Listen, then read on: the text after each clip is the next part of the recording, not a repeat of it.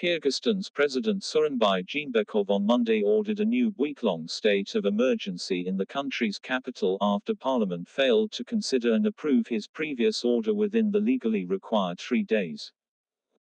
The confusion reflected the chaos that has engulfed the country after a disputed parliamentary election triggered mass protests. According to the office of President Sooronbay Jeenbekov, the state of emergency in Bishkek is to last from 8 p.m. Monday to 7 a.m. on October 19 and implies a curfew, a ban on rallies and other public events, and travel restrictions. The new decree also reiterates the order to deploy troops to the capital to enforce the measure. Mr. Jeenbekov's previous decree declaring a state of emergency in Bishkek was signed Friday, when a protest in the city turned violent and gunshots were fired at several political leaders. It became void Monday, as lawmakers didn't consider it within 3 days.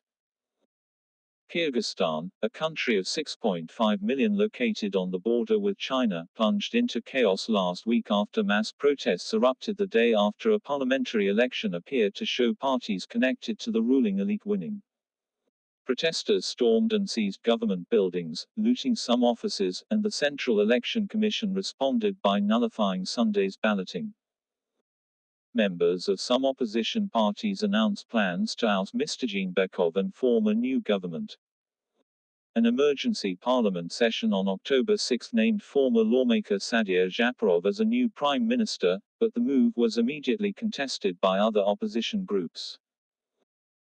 Lawmakers voted on Saturday to seal Mr. Japarov's appointment, but Mr. Jeenbekov, who said he may consider stepping down only after the political situation in the country stabilizes, is yet to sign a decree confirming it.